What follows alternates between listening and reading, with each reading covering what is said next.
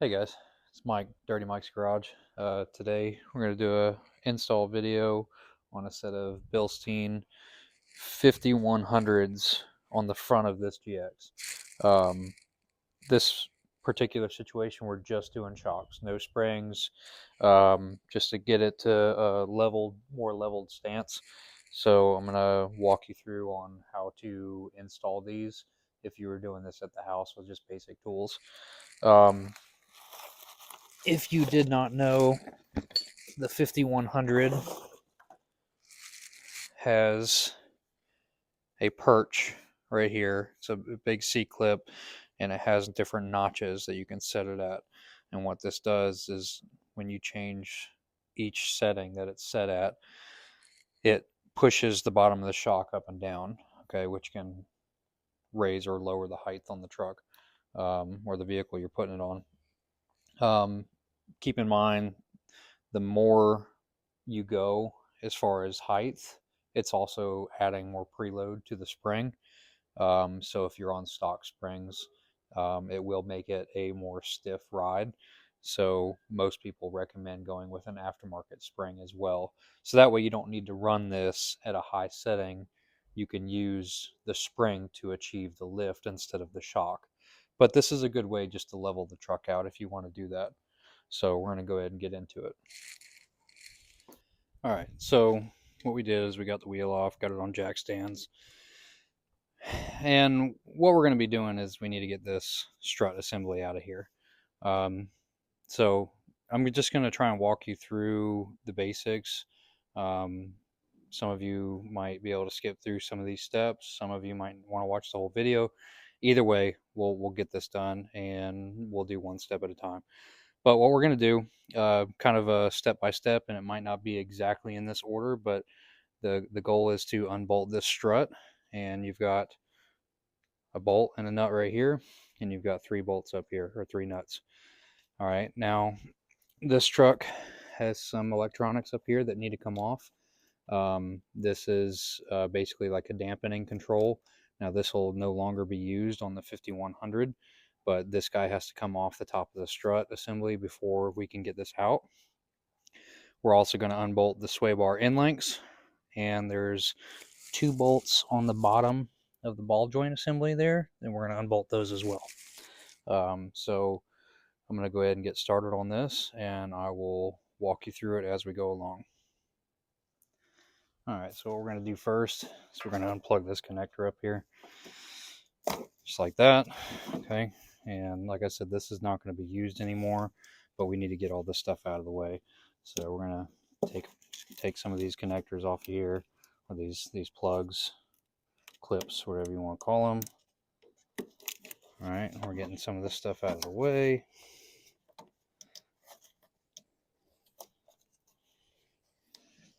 All right, see, now that harness is out of the way. This guy is ready to come off.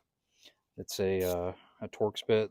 Let's see if I can get it off without fighting with it too much. Yeah, we may have to get a different setup on this because it's not a lot of room up here. Yeah.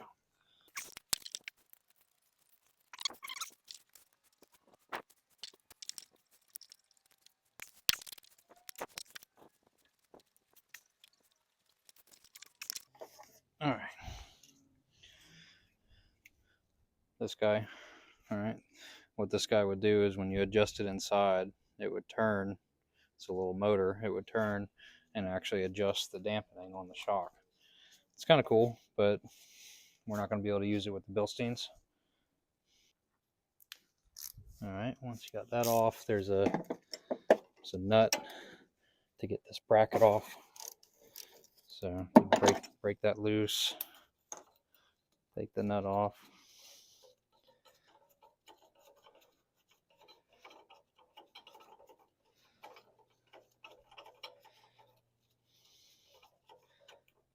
All right, there's the nut. And now the bracket's off.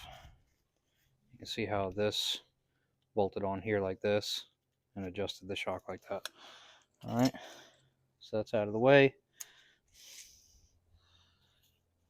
All right, so now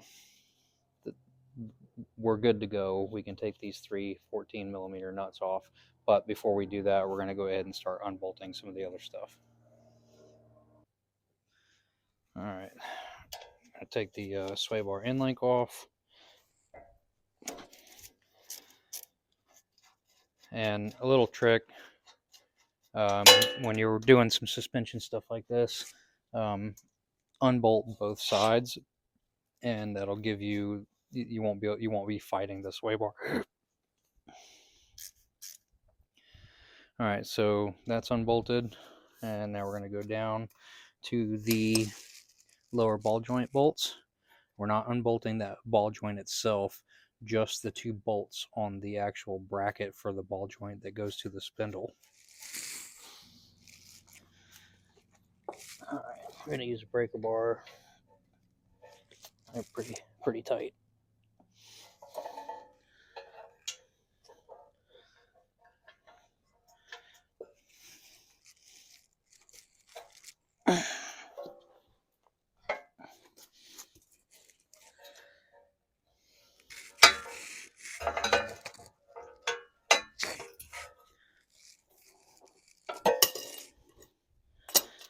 All right.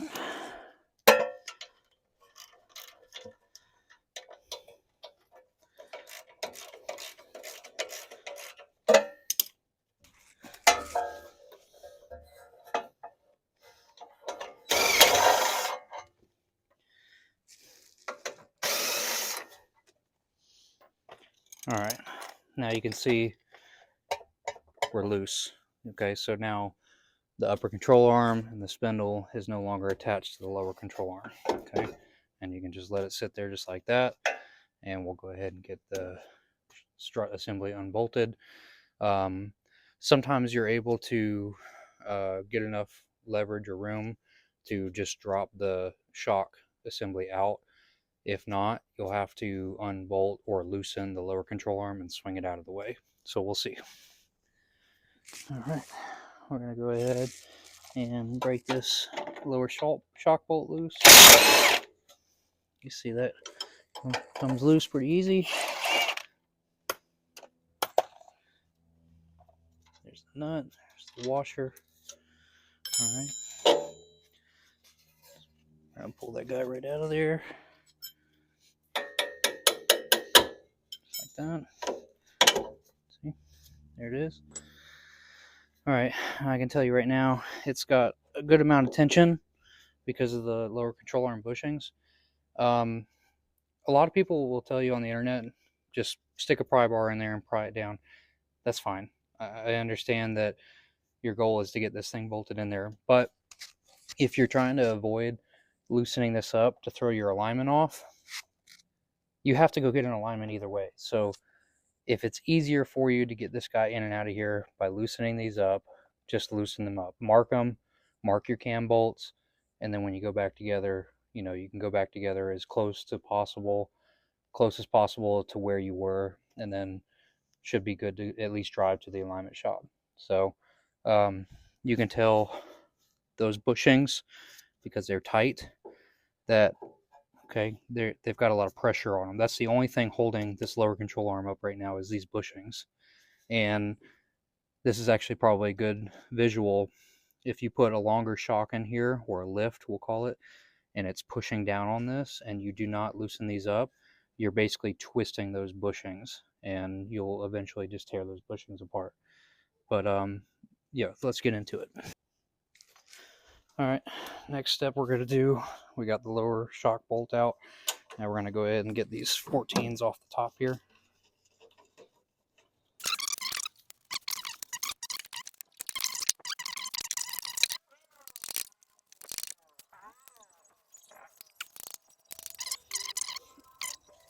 All right, so right now we got the shock unbolted. See, it's loose, and it's not wanting to come out. So what I'm going to go ahead and do is loosen up the lower control arms, cam bolts. All right, so I'm going to go ahead and get in here. The bolts are a 19 mil, and I'm going to loosen them up. Okay.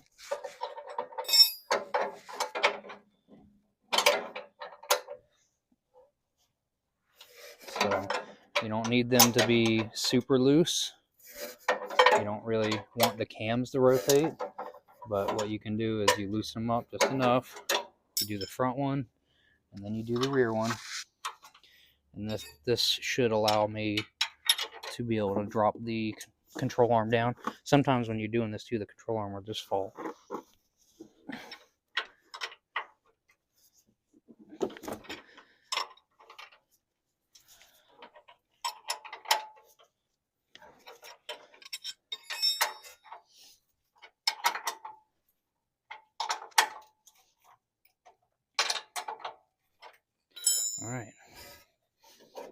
All right, see how it's dropping? I'm gonna drop it out of the way, and then we can go ahead and drop the strut down, just like so. And just guide it through. There it is. So what we're gonna do next is we're gonna get the spring compressor out. We're gonna compress the spring, take the top hat off, and then we can go ahead and transfer this spring and top hat to the new shock. This customer, this guy, he requested just to reuse the spring and shock, or sorry, the spring and top hat. So that's what we're doing. All right, so you can see I got the spring compressor right here. We've got the old strut assembly, and we've got the new 5100. So we're going to compress this spring, take this nut off, and we're going to take the spring and the top hat off of that shock, and we're going to put them onto the 5100. This particular setting is going to be on the 3rd notch up, and let's get after it.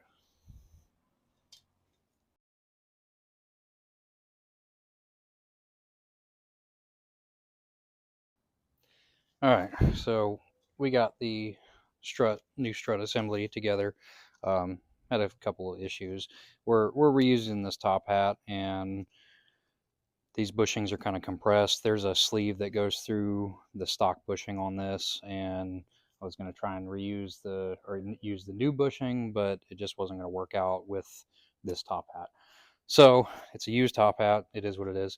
And then I had to take it back apart because I forgot to put the cover on there for the shock. So anyway, we're going to go ahead and go together with it right now. So we're going to go in the same way we came out. We're just going to kind of guide it up on through.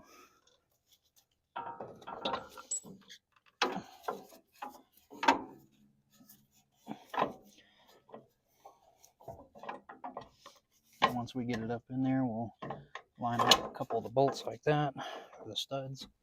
We'll put a couple nuts on it by hand, just to hold it up there, like so.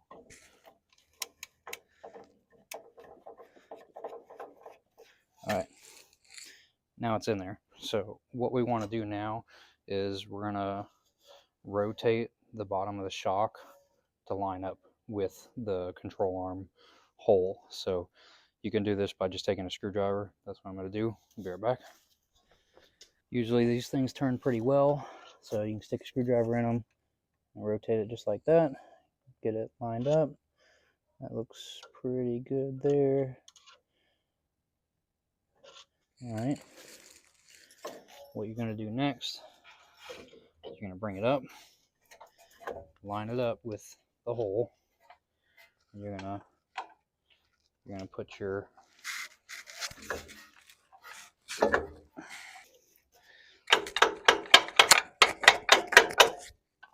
you force it through. All right. Now we're not going to tighten any of this up yet. You want to basically put some weight on it and then tighten it up. And that's the same idea because of the bushings. So on the bushings on the control arms, if we tighten it up, if we tighten everything up right now and then we put weight on it, those bushings are going to twist and they're going to prematurely fail. So what we do is we put weight on it. In this case, I'll use the floor jack. I'll jack it up to where it's starting to lift the truck up, and then I'll go ahead and tighten everything up. We can go ahead and tighten the top of the strut. So I'm going to go ahead and do that now. This doesn't matter if there's weight on it or not. All right, so forgot to hit play or record while I was putting the jack under it, but you can see what I've done is basically just jacked it up so that way I can get everything bolted back together. Sometimes these can be a pain to line up. So what we're going to do is we're going to put pry bar right in here like this on the spring, and I'm just going to use it to help bring it down. That way it's not so difficult to line up.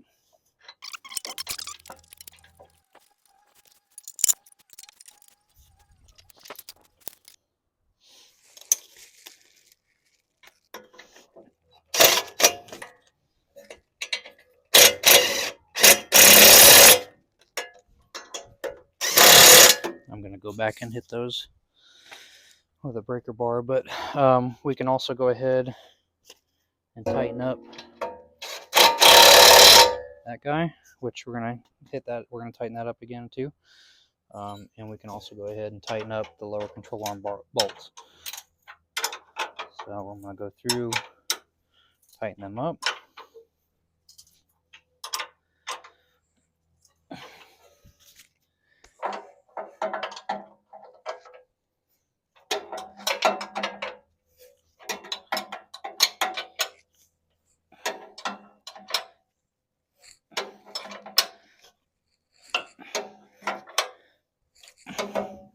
All right.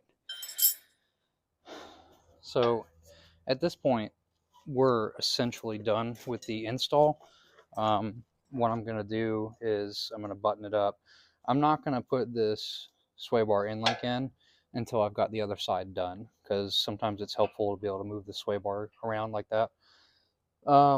And basically what I'm going to do is I'm going to lower this jack down, and actually I'm going to tighten up everything more, hit it with a breaker bar and some leverage, make sure everything's nice and tight. And then I'm going to get the jack out of the way, and then this side is basically done. Then I'll go ahead and knock out the other side.